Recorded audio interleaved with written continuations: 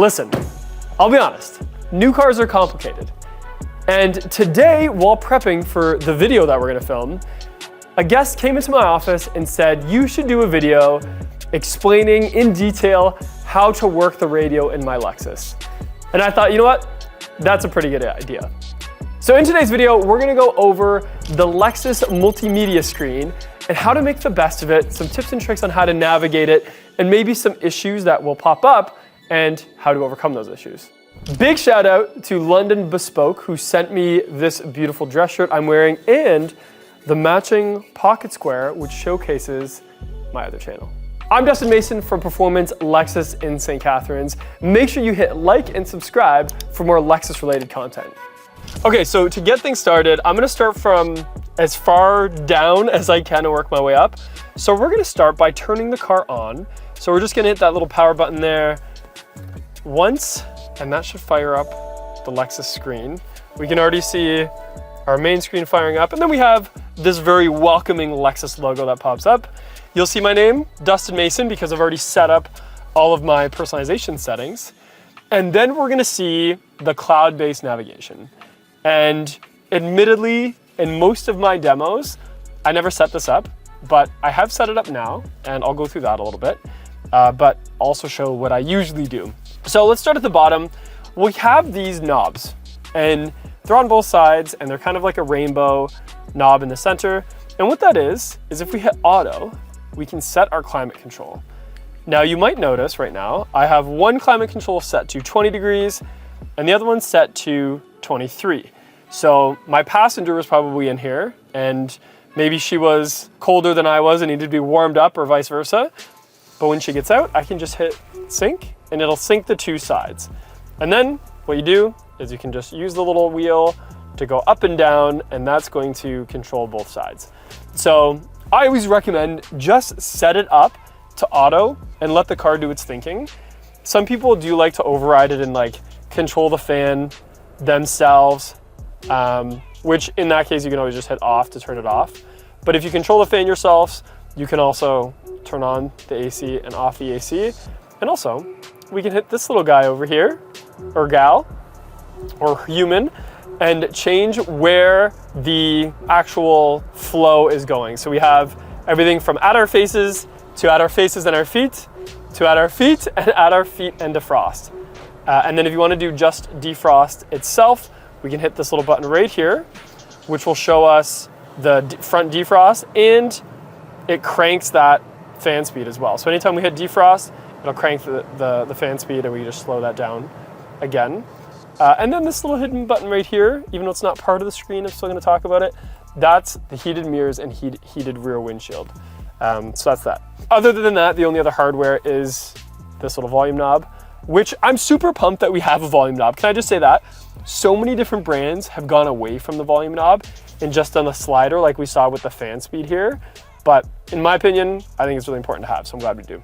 And then the last thing that I didn't touch on for the climate control settings is just this little recirc button there. But again, when I have it in auto, it does most of that itself, so we don't have to worry about it. Okay, so that's that. Let's move into some of the more finer details. So everything is controlled from this main multimedia screen on the Lexus. And most of our cars have it, so it's gonna be pretty similar.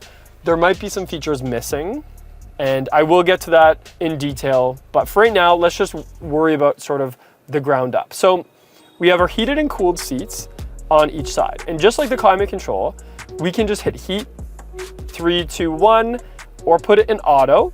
And same with the cooled seats. And we can do cooled 3, 2, 1, or just have it in auto.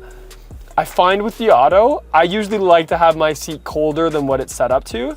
And I usually just crank it to 3, let's be honest. In the summertime, I have that seat cranked to 3.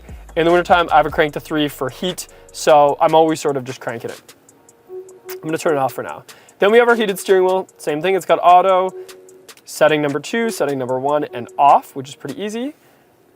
This button here, I always forget about, to be honest. This is the rear climate control. So let's say we wanted to turn on the climate in the back. You can change it and sort of control it that way, just by using that left knob. So again, we can set that temperature and change the flow, but it's just gonna go through the same fan. So You don't really change the fan speed or anything like that. It's just the same. And then sync, as I mentioned before, and then we're on to the passenger cooled seat. Even when there's not a passenger in there, I try to keep it off because it does have a small hissing noise. Not really hissing, it's like a gentle breeze noise as you're sort of have that running.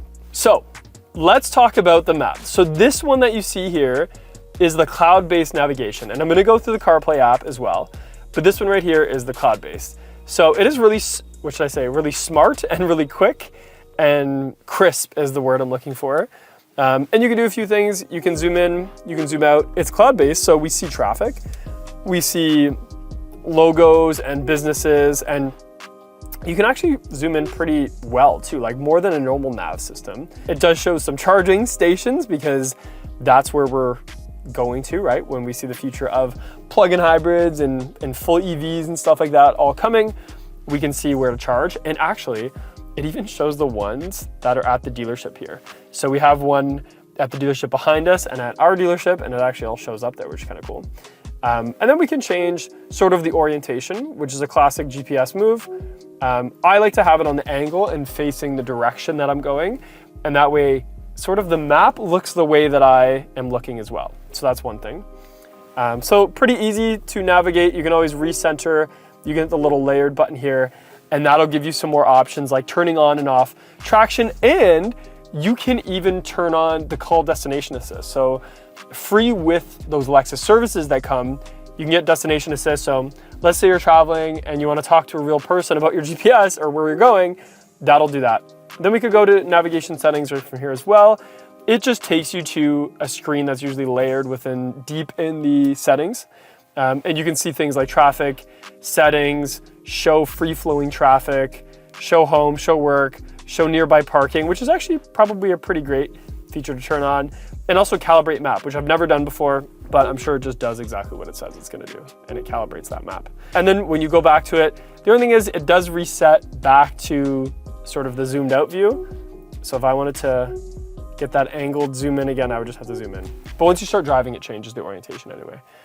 Then we can get rid of that bottom bar, which is important to note because I have had a guest, one of my viewers on the channel as well, Adam, asked me about that when he had his RX, is he noticed that the climate bar disappeared.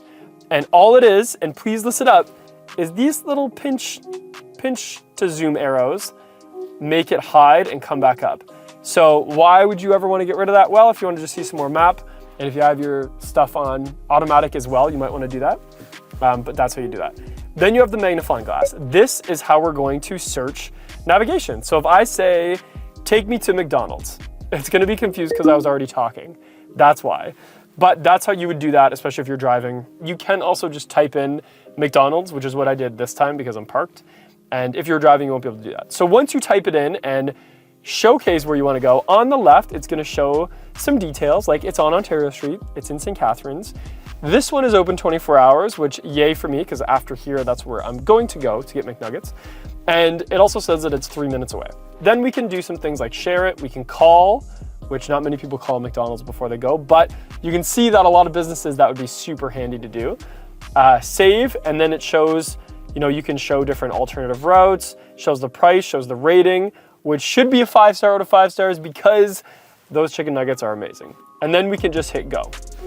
And once we hit go, it'll show some turn-by-turn directions on the left, and we can hide those if we want, or we could exit out, and it'll just showcase that over top of the map, just like any GPS does. So that's the cloud-based navigation. I have a favorite, and I'm gonna show that in a little bit. Let's continue with some of the built-in Lexus features, and then we're gonna get to the other stuff. So the next one is music, and this was one that my guest today specifically asked about, so I would love to go over a little bit more in detail. So when you're in the music app, you can see a few things on the left. So we're gonna just start with radio, and how I got to radio was I hit source, I click on radio, and then it shows sort of the radio home screen. On the left side, we have favorites, and I'll show you how to do that. And we also have tune, and this is a good shortcut for being able to just type in an FM station or an AM station or a Sirius XM station, or we could go to just, FM radio, or we can search sort of like on the left side all the different genres of FM radio, and because of HD, it does that quite well. And then we have AM radio and Sirius XM. I sometimes just kind of have it on the favorites tab, and then I see my favorites, and you can see sort of the little icons for them. And if I click on one, it changes how it looks.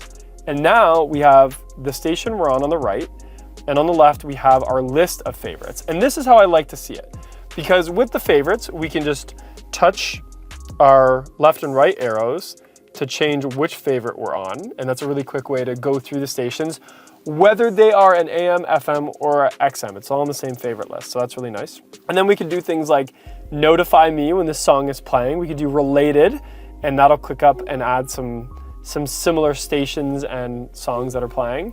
And then if you wanted to just quick rip through the stations, you could just hit channel up and down. You can pause live radio, which seems like a big deal, but it is 2024, so we should be able to do that. And you can resume it. And once you've resumed it, now I can rewind a little bit, I can fast forward, I can do things like that. So now we're back to listening to live radio.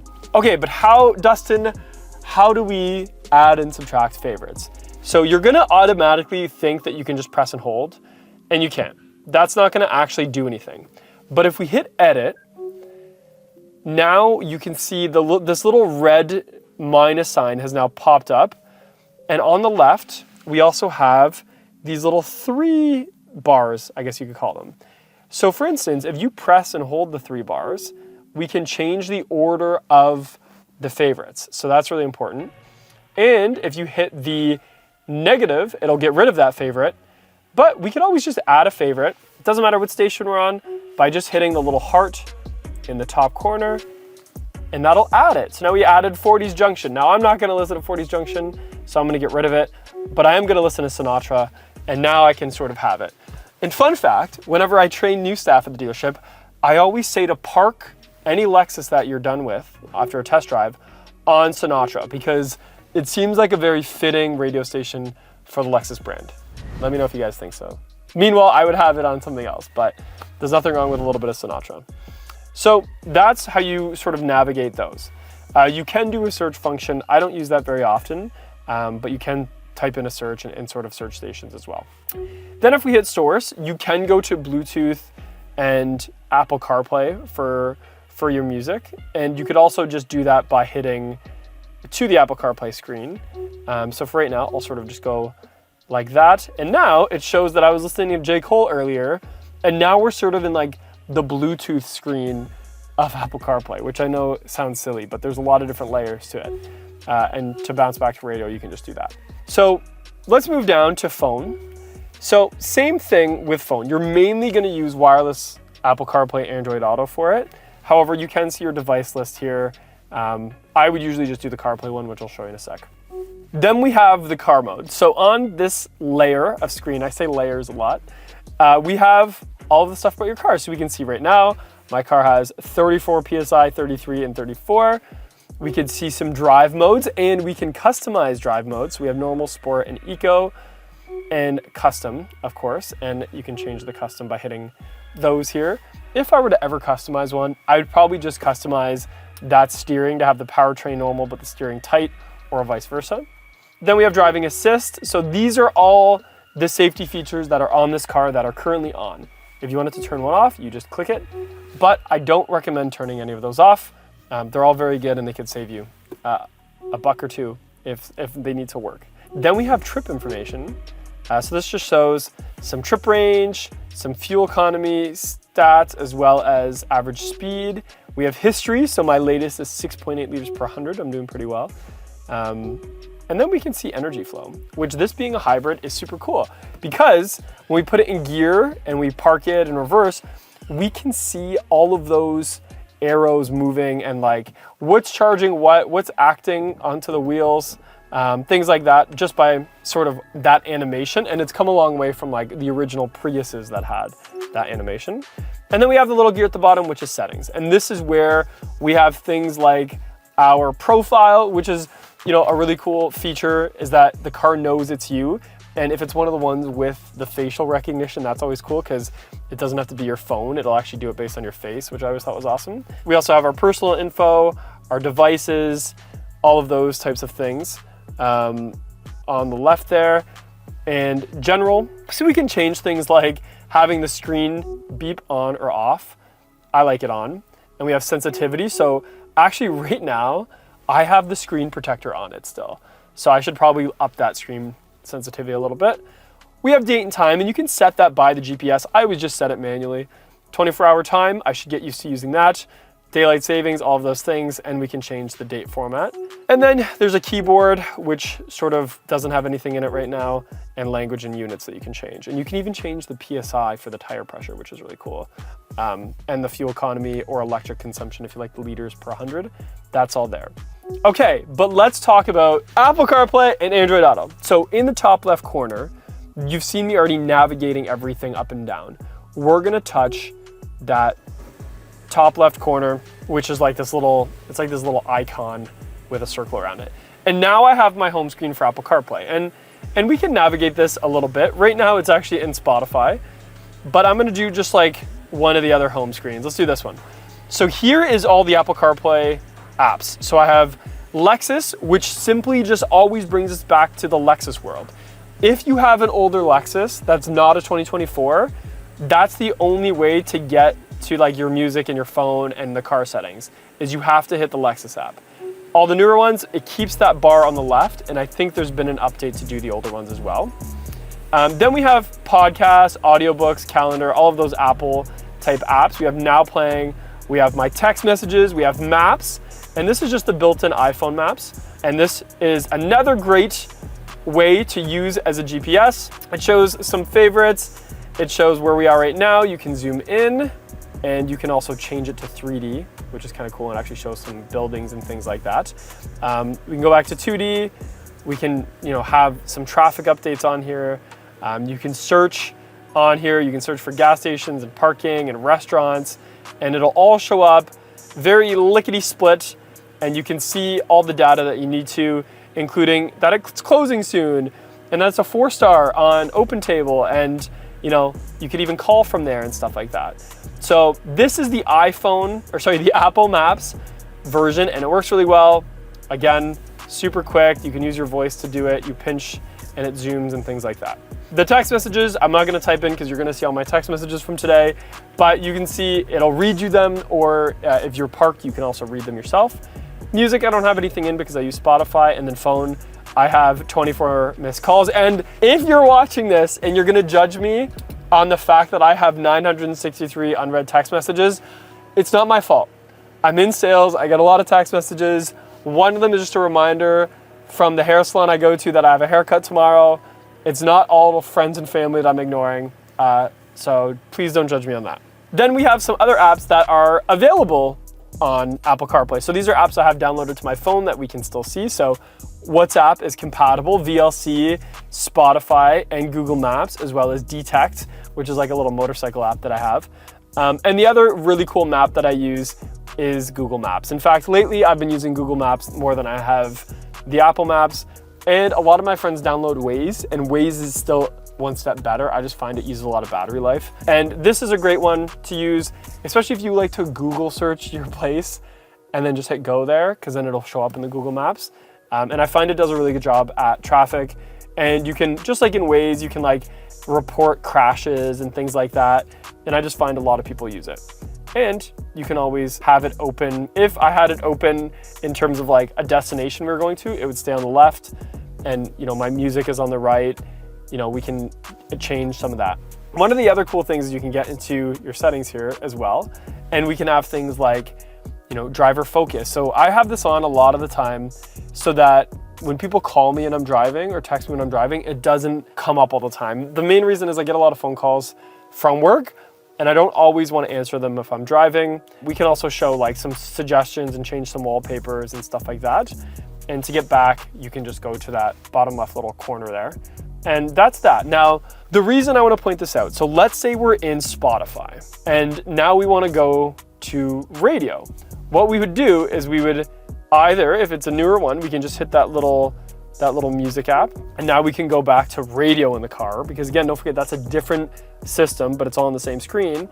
And if we want to go back to that, to the CarPlay, we can just hit that top left corner again. And same with Maps. What if we're doing something in Maps and then we want to listen to the radio or change our radio station, we're just going to hit that little icon there. So once you get the hang of where things are and what they're doing, it does become a lot easier. But at first, even for that gentleman today, it was a little bit confusing because he was trying to see where's his, what happened to the radio? Like, where is our FM radio? Well, it's still there. We just got to go to it because Apple CarPlay and Android Auto is taking over our screen as it should because it does such a good job of that.